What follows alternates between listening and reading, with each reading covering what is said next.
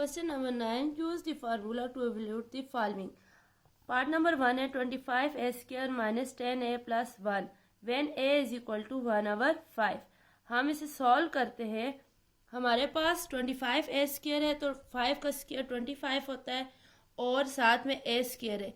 तो हम इन दोनों की पावर्स 2 और 2 है तो मतलब होल पावर बेसिस डिफरेंट है, पावर सेम है तो होल की पावर लिख सकते हैं.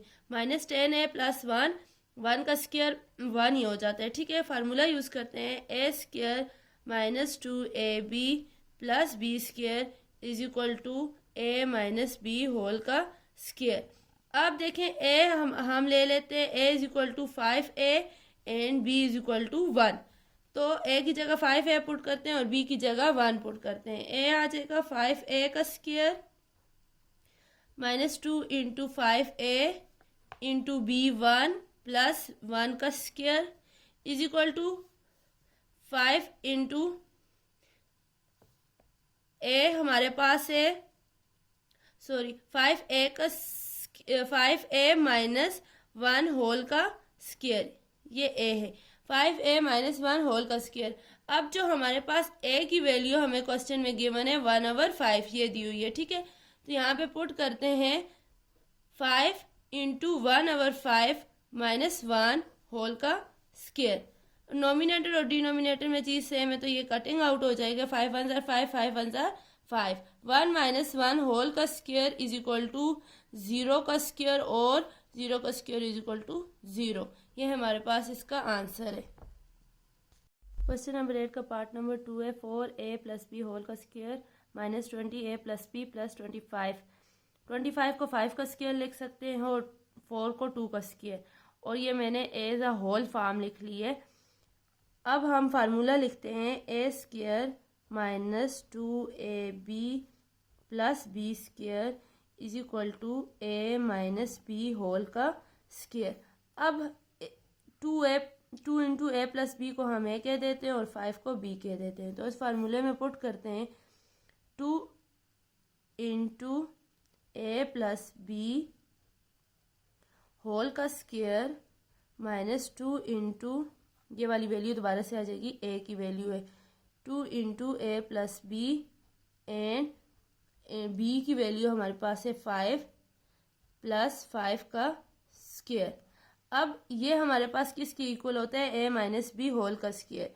तो हमारे पास a है 2 इंटू a प्लस बी और माइनस b हमारे पास है 5 और ये आ जाएगा होल का स्क्वायर. अब हमारे पास क्वेश्चन में a की वैल्यू है 2 एंड b की वैल्यू है 1.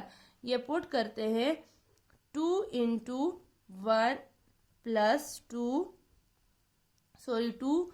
a की वैल्यू है और 1 b की वैल्यू है इंटू माइनस 5 और होल स्क्वायर. अब 2 इंटू 2 प्लस 1 ये हमारे पास आ जाएगा 3 एंड माइनस 5 होल का स्क्वायर. ठीक है, अब ये आपस में मल्टीप्लाई हो रहे 2 3 जार 6 माइनस 5 होल का स्क्वायर. अब 6 माइनस 5 1 का स्क्वायर और 1 का स्क्वायर इज इक्वल टू 1. यह हमारे पास इसका आंसर है. पार्ट नंबर 3 है इसका. 36 एल प्लस एम होल का square minus 48 n into l plus m plus 16 n square when l is equal to 1/2 m is equal to 1/3 and n is equal to 1/4. इसको मैंने 36 को 6 का square लिख के और होल एज अ फॉर्म में लिख लिया. अब 16 जो होता है वो 4 का स्क्वायर होता है और 4 इंटू एम का स्क्वायर.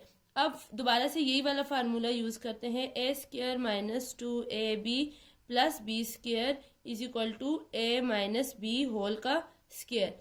अब जहाँ जहाँ a है वहाँ पे हम 6 इंटू एल प्लस एम लिख लेंगे और जहाँ पे b है वहाँ पे 4m लिख लेंगे. 6 इंटू एल प्लस एम ये वाला स्क्वायर इसके ऊपर आ जाएगा माइनस 2 इंटू सिर्फ a है तो ये आ जाएगा into 6 into l plus m and multiply by b हमारे पास है 4m एंड प्लस ये वाला प्लस एंड b हमारे पास आ जाएगा 4n का स्क्वायर. ये n है. ठीक है, उसके बाद ये वाला फार्मूला जब हम क्लोज करते हैं, ये जो हमारे पास आ जाता है ए माइनस बी होल का स्क्वायर।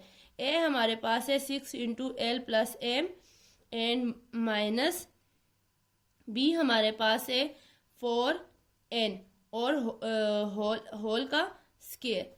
अब इसमें हम एल एम और एन की वैल्यूज पुट करते हैं। एल हमारे पास 1/2 है, एम हमारे पास 1/3 है और एन हमारे पास 1/4 है। तो ये आ जाएगा 6 into 1/2 plus m 1/3 minus 4 into 1/4, क्योंकि एन की वैल्यू 1/4 है और होल स्क्वायर। 4 4 से कैंसिल हो जाएगा।